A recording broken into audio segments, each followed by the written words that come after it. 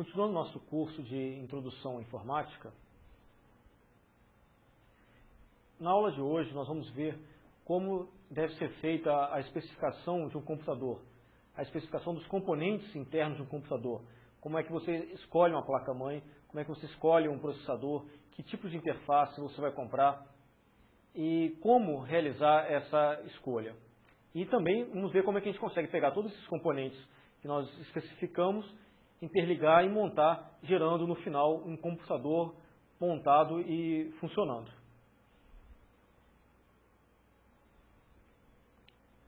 Então, o primeiro item que deve ser escolhido é a placa-mãe e o processador. Esses dois itens são muito relacionados. Então, quando você for escolher uma placa-mãe, você vai escolher junto o processador e vice-versa, porque são componentes que têm que ser compatíveis um com o outro. E existe uma grande variedade de componentes e você pode acabar comprando um processador incompatível com a sua placa-mãe, mesmo sendo uma especificação muito próxima. Então tem que ser exatamente compatível. Então, muito cuidado na escolha do processador e da placa-mãe. Você deve levar em conta, na escolha do processador e placa-mãe, na escolha desse conjunto, a relação custo-benefício, porque existem diversos componentes com os mais variados preços. Então você pode comprar processadores com desempenho e qualidade muito semelhantes, mas preços muito diferentes. De repente você pode comprar um processador um pouco mais lento, 10% mais lento, pela metade do preço. Então você levou uma coisa um pouquinho mais lenta e muito mais barata. Você só deve comprar o processador topo de linha, a placa-mãe topo de linha, se realmente você tiver necessidade disso. Se você precisar de uma máquina muito rápida. Caso contrário, você deve escolher um processador um pouco mais antigo, um pouco mais lento, porque você vai ter uma máquina muito mais em conta, muito mais barata. Agora, também é importante que você compre processadores de bons fabricantes, placas-mães principalmente. Processadores você encontra poucos fabricantes hoje em dia no mercado. E quem não era bom não se estabeleceu, não continua fabricando processadores. Agora, a placa-mãe, cada dia surge um fabricante novo. Então você deve tomar muito cuidado na escolha da placa para o seu processador. Verifique se o fabricante fabrica uma placa de boa qualidade. Se você já conhece alguém que tem a placa daquele fabricante, vá na internet, verifique se o fabricante possui site na internet, se ele dá suporte para os componentes que ele vende, para você poder comprar um equipamento que vai funcionar.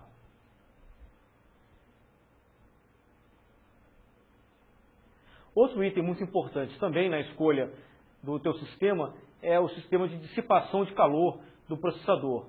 O processador normalmente ele precisa de um dissipador de calor e acoplado a esse dissipador um ventilador ou uma ventoinha, que vai facilitar com que a dissipação de calor.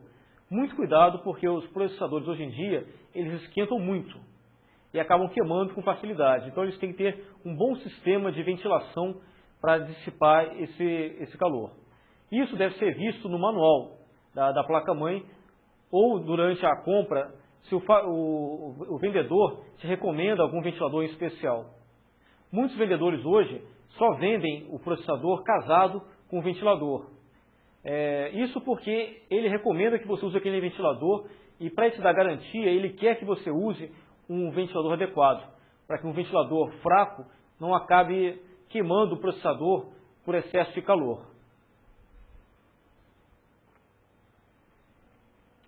O gabinete ele tem que ser suficientemente grande para poder armazenar a sua placa-mãe e permitir uma boa ventilação. Hoje em dia você encontra gabinetes dos mais diversos tamanhos. Muito cuidado, porque um gabinete um pouco menor e um pouco mais barato, ele pode não caber a sua placa-mãe. E se a placa-mãe couber lá dentro, pode ser que o ventilador tenha dificuldade de ventilação, de exaustão do ar quente. Então, muito cuidado com a posição onde vai ficar o processador e o ventilador em relação à fonte do seu gabinete, que geralmente é o item que vai impedir uma boa circulação de ar. Os gabinetes geralmente são disponíveis em dois modelos.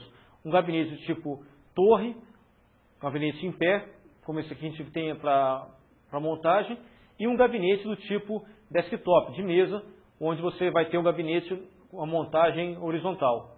A escolha do formato do gabinete está mais ligada a aspectos físicos, a decoração do ambiente, aonde você vai colocar, do que realmente ao desempenho do seu computador.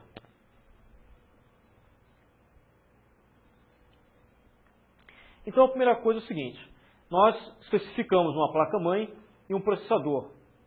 Então nós temos agora um conjunto já escolhido.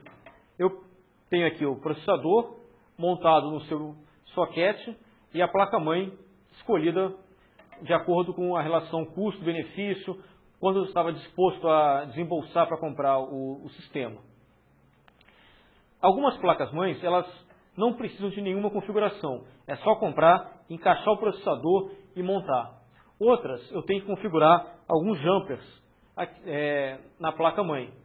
Essa configuração depende da placa, depende do modelo, depende do fabricante, ou seja, não existe uma regra geral de como deve ser configurada uma placa-mãe. Então, para isso, eu devo pegar o manual da placa-mãe e seguir passo a passo a orientação do manual para saber como é que eu devo configurar ou não a placa-mãe. Essa placa aqui é uma placa mais moderna, mais atual, e eu não preciso fazer nenhuma configuração. Basta pegar a placa e montar no meu gabinete. Então, vamos ver como é que eu consigo pegar essa placa agora aqui e colocar a placa no gabinete.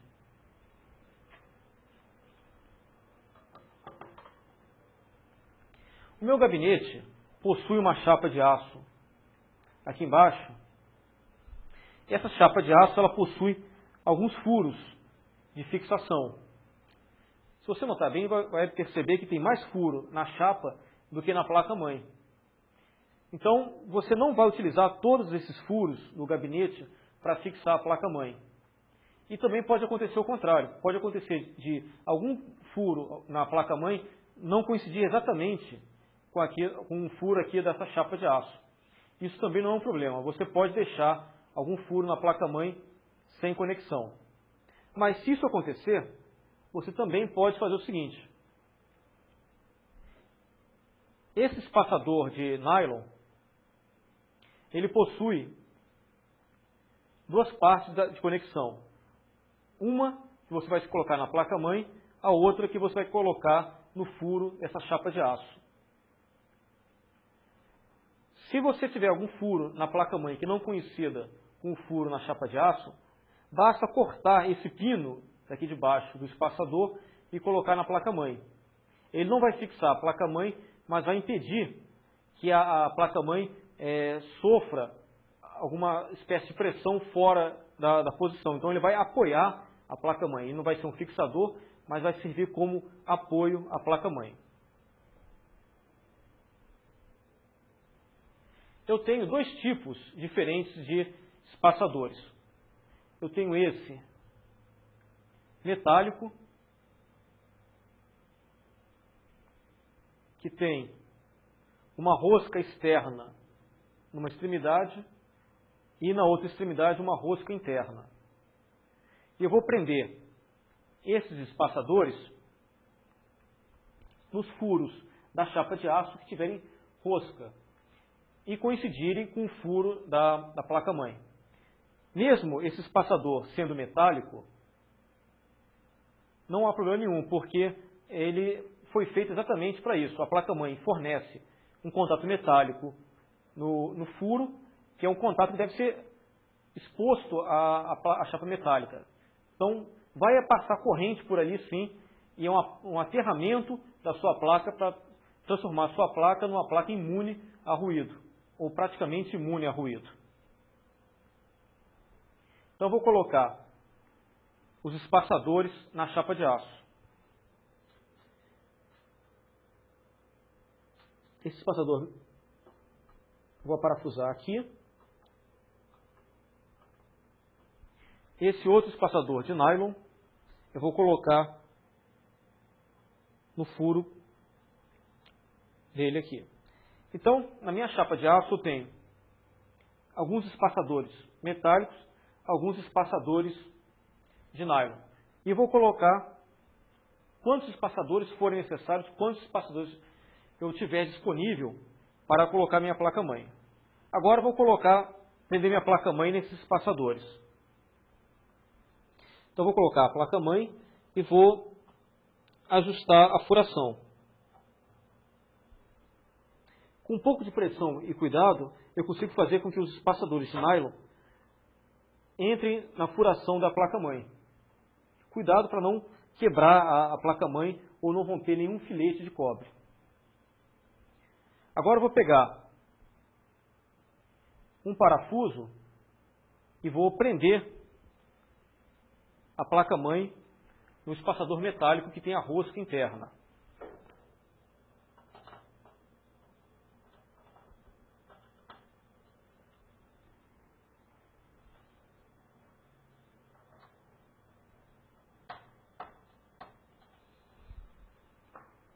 Feito isso, minha placa-mãe já está fixa no gabinete, na minha chapa de aço. Agora eu estou pronto para conectar os fios.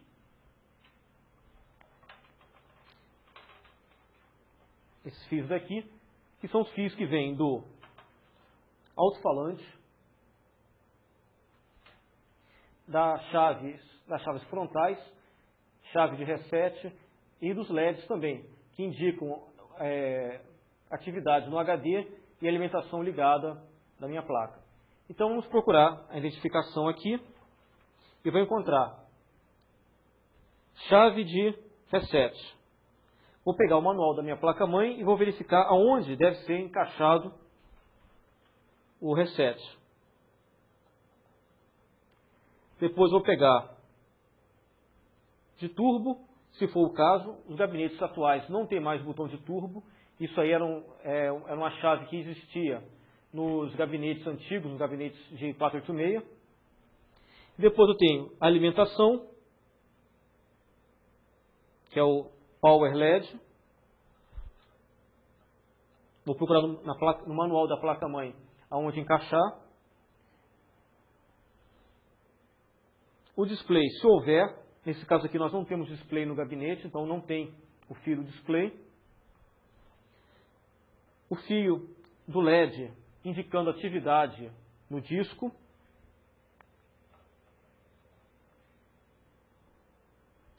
O fio do LED indicando alimentação ligada. E, finalmente, o alto-falante.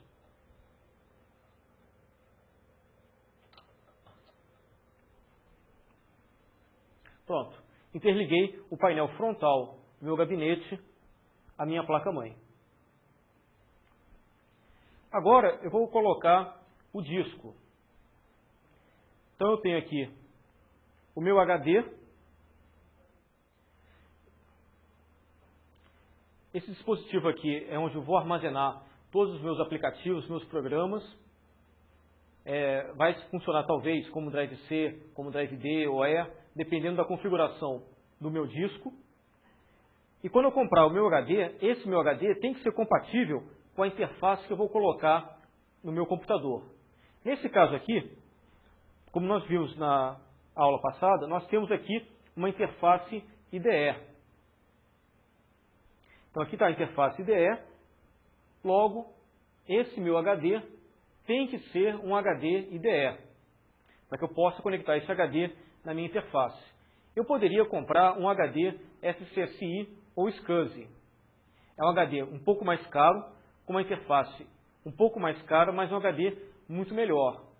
Mas ele tem um desempenho mais profissional, é mais voltado para servidores de rede e sistemas bancários, por exemplo. Esse dispositivo aqui, esse HD, ele tem diversas características, mas a principal é capacidade de armazenamento e velocidade.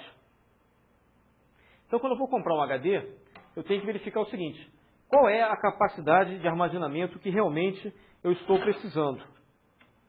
Porque o preço do HD varia muito em relação à sua capacidade. E o preço dele cai dia a dia também. Então não vale a pena comprar um HD muito grande, pensando que daqui a 2 anos eu vou estar necessitando dessa capacidade de armazenamento. Mas vale hoje comprar um HD menor, porque ele vai ser muito mais barato. Então vamos instalar esse HD no nosso computador. Primeira coisa, localizar os conectores. Então aqui eu tenho o conector IDE, o conector da fonte de alimentação e o jumper de configuração do meu HD. E eu vou conectar agora a fonte de alimentação.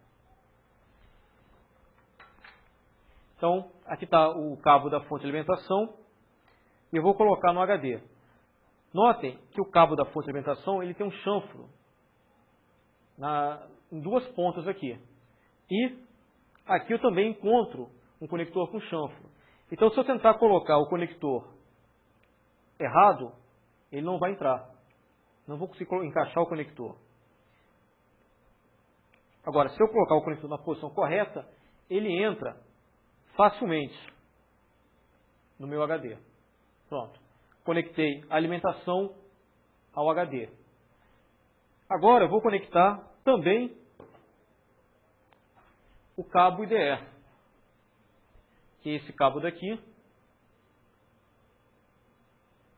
E como eu tenho apenas um único dispositivo, eu vou usar o conector da ponta do cabo para fazer a conexão ao meu HD. Então, vou localizar o pino 1 do cabo, pela parte vermelha do cabo. E vou conectar também, procurar aqui, o pino 1 do meu HD. Então, olhando aqui, eu vejo que tem uma marquinha muito pequena aqui nesse conector. Essa marquinha realmente é bem pequena mesmo. Então, olhe com cuidado, porque você pode acabar não percebendo a marca. Eu vou agora colocar o conector.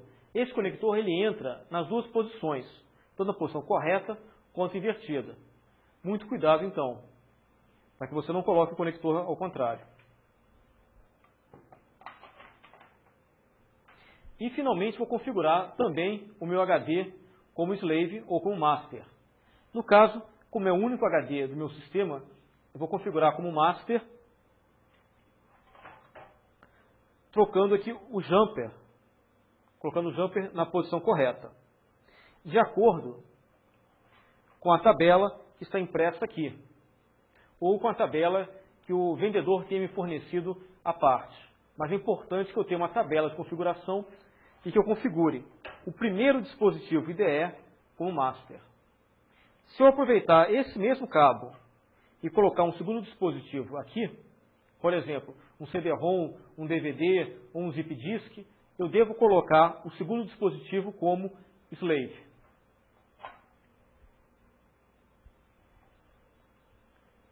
E agora vou verificar se os parafusos de fixação eles não são compridos demais.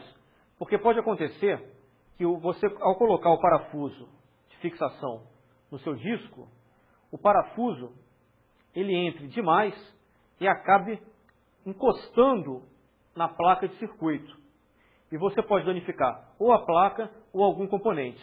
Então você deve colocar os parafusos e testar se eles não são compridos demais.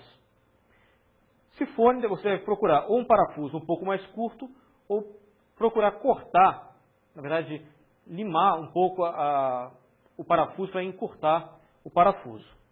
Nesse caso aqui, os 4 parafusos têm tamanho suficiente para não encostar na placa. Então já coloquei a fonte de alimentação, já coloquei o cabo IDE, agora vou colocar o HD na sua baia.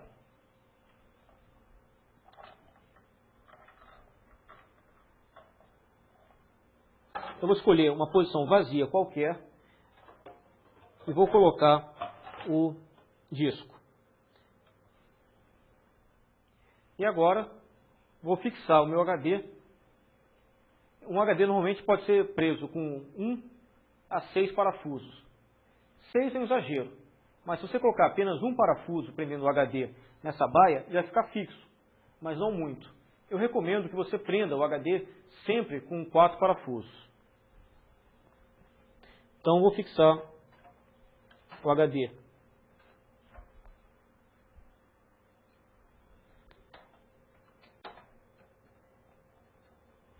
Para fixar o HD, é interessante que você use o sistema que você faz quando troca o pneu de um carro. Que você não aperte os parafusos na primeira vez. Você coloca o parafuso.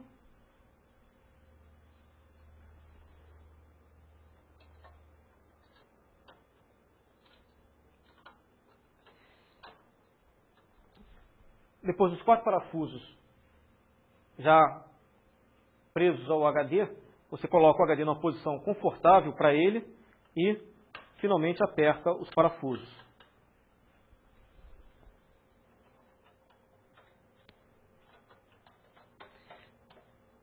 Não é necessário muita força, porque não vai haver movimento mecânico do HD. Ele apenas vai ficar bem fixo, mas sem precisar muita força para prender o HD no gabinete.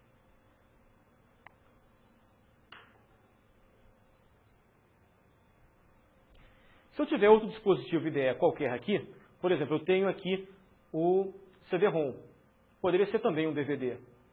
Eu vou realizar a mesma sequência de passos para fixar esse HD ou esse outro HD, esse CD, esse DVD no meu gabinete.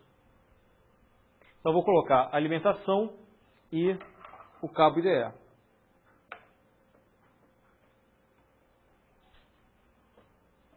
Pronto. Então aqui eu tenho o cabo IDE que vem do HD, o cabo IDE que vem do CD. Se eu encaixar esses cabos agora na placa-mãe, eu talvez tenha um pouco de dificuldade de terminar a minha montagem aqui no gabinete. Então eu vou reservar esses 2 cabos, daqui a pouco eu volto e insiro os cabos nas interfaces IDE. Um outro dispositivo, muito semelhante ao HD, é a unidade de disquete. Antigamente você tinha unidade de disquete de 3,5 polegadas e 5,25 de polegadas. A unidade de 5,25 hoje em dia é muito difícil você encontrar. A maior parte dos computadores atuais possuem apenas interfaces de acionadores de discos de 3,5 polegadas. Então, o processo é muito semelhante. Eu vou conectar a alimentação no conector de alimentação da unidade de disco. Vou conectar o cabo aqui no conector do cabo e vou fixar essa unidade no meu gabinete.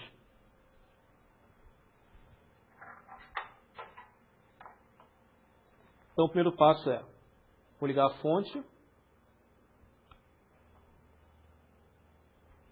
A fonte possui alimentação mais 5, mais 12, 2 fios terra.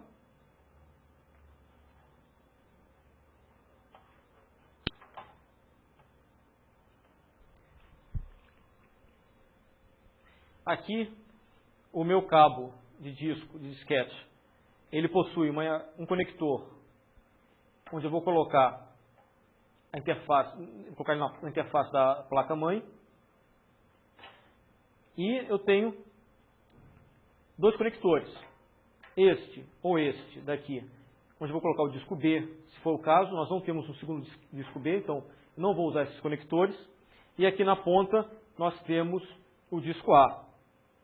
Então vou conectar aqui o disco A. Agora, observar o fio vermelho, que vai me indicar qual é o pino 1. E vou procurar aqui, na unidade de disco, alguma indicação do pino 1. Eu tenho então aqui marcado para mim o pino 2. Então, se esse aqui é o pino 2, o pino 1 está muito próximo a ele. Então já sei de que lado está o pino 1. Então, fio vermelho para o pino 1 e eu encaixo o cabo.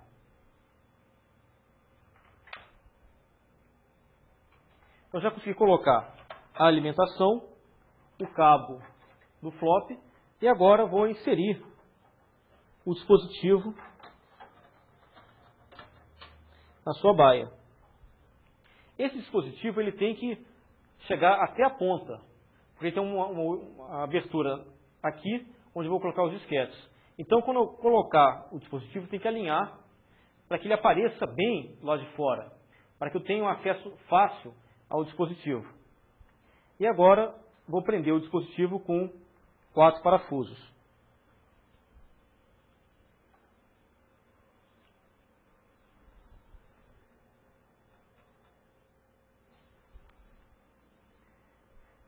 Da mesma forma como eu fiz com o HD, eu vou prender os parafusos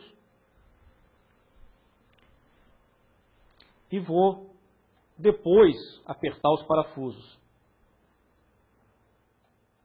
Pronto. Agora eu vou colocar na posição correta, vou olhar aqui na frente para ver se ele está bem alinhado. E finalmente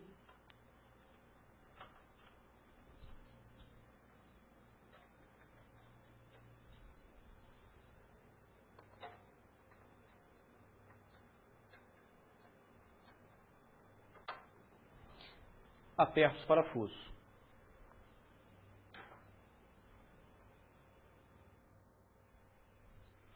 E agora eu deveria colocar a outra ponta do cabo na interface correspondente na placa-mãe. Mas se eu colocar também esse cabo agora, eu vou ter dificuldades para depois fazer o manuseio da placa. Então também vou reservar esse cabo aqui. Então agora eu tenho 3 cabos que eu já poderia conectar, mas não vou conectar agora apenas para que eu consiga trabalhar ainda na minha placa-mãe.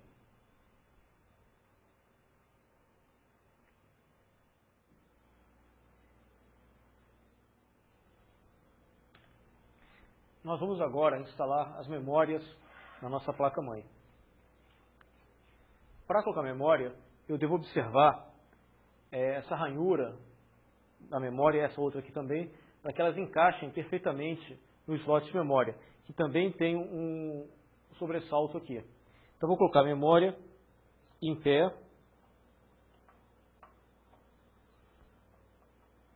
e vou apertar a memória até que ela se encaixe.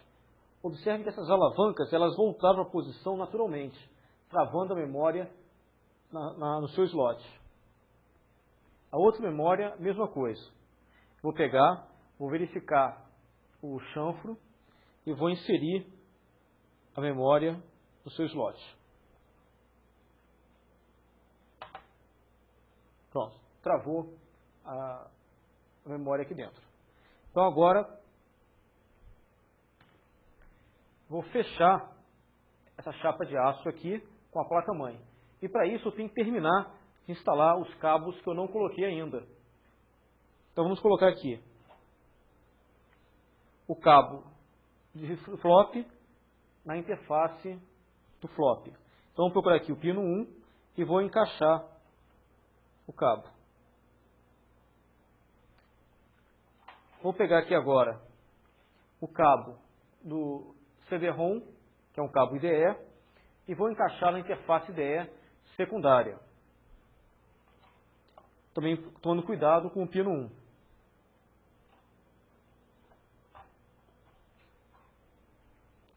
Pegar o outro cabo IDE, que é o cabo onde está o HD, e vou colocar na interface IDE primária. E a fonte de alimentação da placa-mãe, que é esse conector ATX aqui, é um conector polarizado, ele não entra na posição errada, e eu vou colocar o conector na placa-mãe. Observe que depois de colocar esse conector, a placa-mãe não mais é facilmente acessível, porque o cabo de alimentação não deixa que a placa-mãe dobre totalmente. Então vou fechar agora.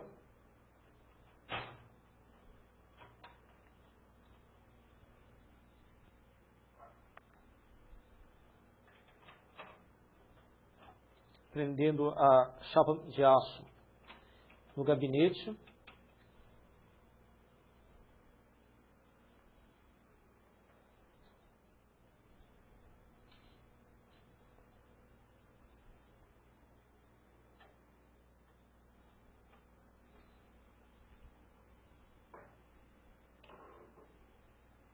portanto.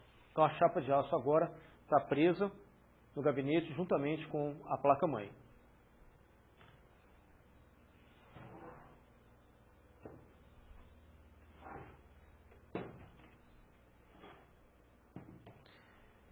O próximo passo agora é instalar a placa de vídeo. Essa daqui é a nossa placa de vídeo. Então ela possui um conector, onde vou colocar o cabo de vídeo, que é o cabo que vai até o monitor. Essa placa de vídeo, ela tem uma interface AGP, então vou colocar essa placa no conector AGP da minha placa-mãe. Eu identifico a placa de vídeo pelo conector do cabo e pelo conjunto de componentes aqui. Geralmente uma placa de vídeo tem um controlador e um número par de componentes idênticos, como esse aqui temos 4 componentes, que são as memórias de vídeo. Então eu consigo identificar uma placa de vídeo visualmente. E uma placa de vídeo tem diversas características importantes que quando eu estiver selecionando uma interface de vídeo para comprar para o meu computador, eu tenho que levar em conta. O que é? Se é uma placa Super VGA, se é uma placa, que resolução essa placa me fornece, qual a quantidade de cores que eu consigo ter para cada uma das resoluções que eu pretendo trabalhar, o tipo de processamento que ela faz, ou seja, se ela consegue analisar gráficos em 2 dimensões, gráficos em 3 dimensões, e o tipo de conector, porque não adianta eu comprar uma placa de vídeo AGP como essa, se a minha placa-mãe não tiver conector AGP, se a placa-mãe só tiver conector ISA ou PCI. Então eu tenho que tomar muito cuidado com o tipo de placa que eu estou comprando.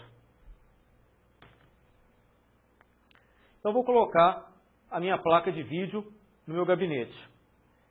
Se eu não tiver nenhum slot vazio, que é um slot ocupado como eu tenho aqui, com essa chapa de aço, eu tenho que remover a chapa de aço. No caso aqui eu já tenho um lugar vazio para a instalação da placa de vídeo. Então eu vou colocar agora a minha interface vídeo no meu computador. A interface é AGP, eu vou procurar um slot AGP, esse slot daqui, e vou encaixar a placa. Tem que verificar se a placa entrou alinhada, se entrou até o final, se está bem encaixada. Depois, quando o micro estiver montado, eu vou conectar aqui o cabo de vídeo que vai ligar até o meu monitor.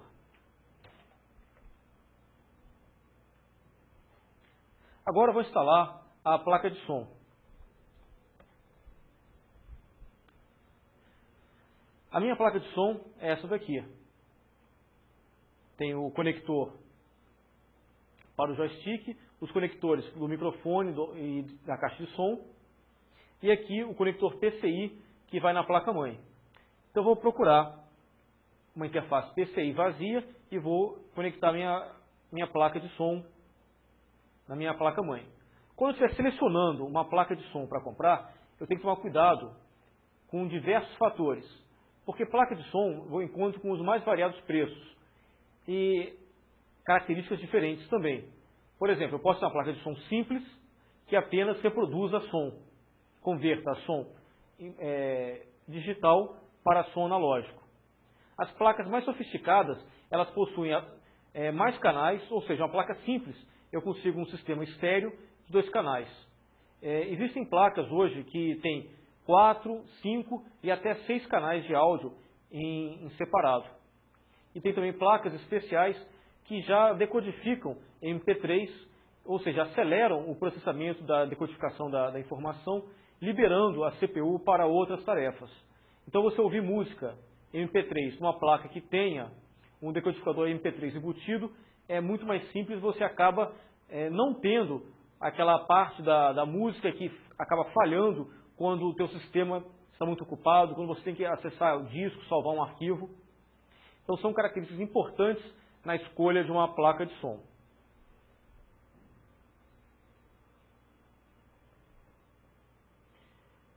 Então vamos colocar agora a placa de som no gabinete. Vou procurar um slot PCI vazio e vou instalar a placa de som. Novamente, tem que verificar se a placa entrou bem alinhada, se entrou até o final no meu conector. Futuramente eu vou conectar na minha placa de som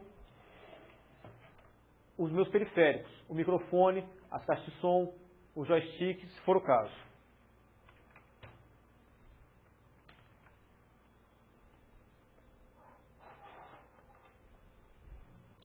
Agora eu vou instalar a placa de rede. O processo também é muito semelhante à instalação da placa de som. Quando eu for escolher uma placa de rede, eu tenho que tomar dois cuidados. Um é a interface. Atualmente a interface disponível é PCI. Dificilmente você vai encontrar uma placa de rede que seja, por exemplo, ISA. Outra coisa importante também é o tipo de rede que você vai utilizar. Essa placa de rede aqui, ela tem um conector RJ45 e se adapta muito bem a uma rede com um par trançado. Se a sua rede for baseada em cabo coaxial, você tem que comprar um outro tipo de placa. Muito embora essa rede de cabo coaxial esteja hoje em desuso, mas pode ser que você encontre em algum lugar ainda uma rede com um cabo coaxial. A maior parte das redes hoje em dia usa esse tipo de interface. Outra coisa importante também é escolher a velocidade da minha rede. Se eu estiver trabalhando com uma rede de 10 megabits, qualquer interface fala nessa velocidade. Agora, se a minha rede for uma rede um pouco mais rápida, uma rede de 100 megabits, eu tenho que especificar que a minha interface de rede tem que funcionar a 100 megabits. Senão, eu não vou ter uma placa de rede compatível com a minha rede, embora funcione, vai funcionar um pouco mais lento. Então é importante que eu especifique qual é a taxa de comunicação. Outra coisa importante também é que eu compre uma placa de rede de boa qualidade. Se eu vou comprar uma placa de rede para fazer um sistema doméstico com 2 computadores, provavelmente qualquer placa que eu compre vai funcionar.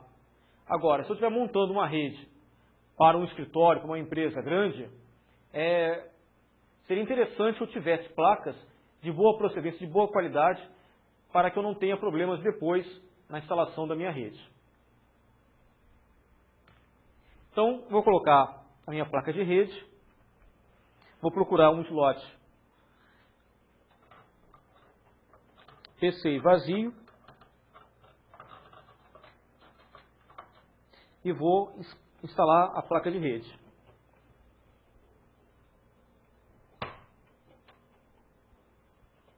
Pronto.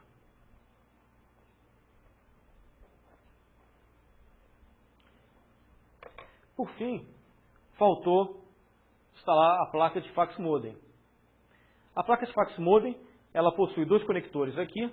Algumas possuem apenas um único conector.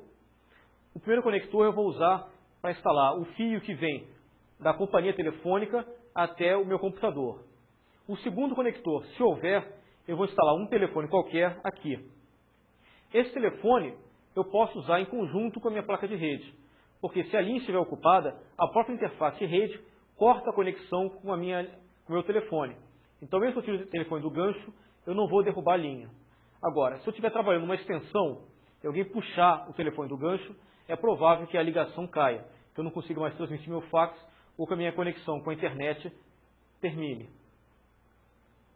A placa de rede, ela possui um conector PCI e algumas possuem um pequeno alto-falante que permite que você monitore a etapa de conexão. É aquele barulhinho, aquele apito que a placa faz quando está conseguindo fazer a conexão, quando você está começando a transmitir o fax, e a negociação esse barulho vem por esse alto-falante daqui. Importante numa placa de fax modem. Primeiro, se ela é fax também. Algumas placas são apenas modem, mas são placas raras e difíceis de encontrar. A maior parte das placas elas possuem a capacidade de modem e também fax. Então elas conseguem, além de conectar com a internet como modem, também conseguem passar, transmitir e receber fax. Agora, muito importante é se a placa ela tem ou não tem processamento. A maior parte das placas hoje em dia, essas placas mais baratas, elas não possuem nenhum tipo de processamento, delegando todo o processamento para o processador da placa-mãe. Então isso impede que elas trabalhem com processadores mais lentos. E também fazem com que haja uma grande demanda de processamento. Ou seja, no momento que eu estou transmitindo, recebendo um arquivo, o meu sistema como um todo fica mais lento. Então isso é também uma coisa importante. Se eu tenho necessidade de um sistema mais rápido, é interessante que eu compre um hard modem, ou seja, um modem que possui processamento próprio. É um modem mais caro, mas nesse momento acaba valendo a pena. Então vou colocar a interface fax modem, vou seguir o mesmo procedimento, vou procurar um slot vazio.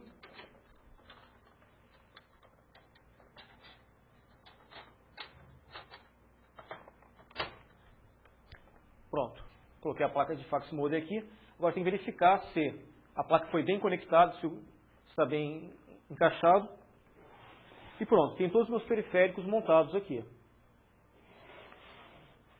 Nesse caso daqui, eu agora tenho que prender as placas com essa chapa metálica aqui.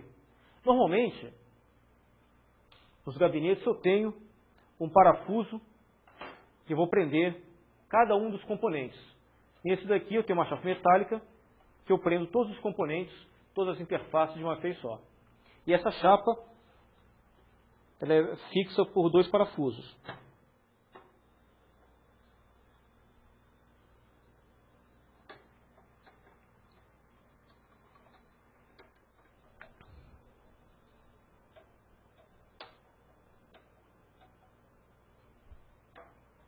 Pronto. Então, está preso aqui.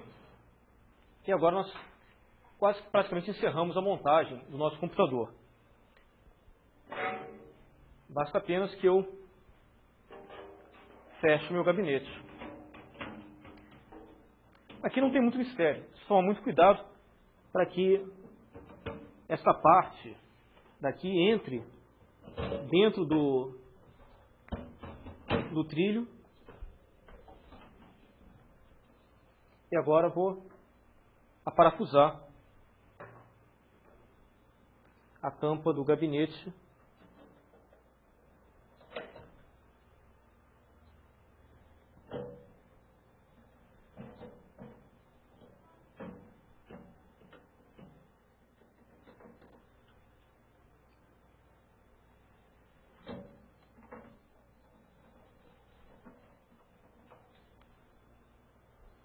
Sempre lembrando que esse gabinete daqui, ele tem apenas 5 parafusos de fixação, enquanto normalmente os gabinetes têm 4 ou 6 furos. Na próxima aula, o aluno deve fazer os exercícios de fixação para ver se ele aprendeu ou não a especificar e montar um computador, e nós vamos ver também mais detalhes, mais tarde, como é o funcionamento interno de um computador.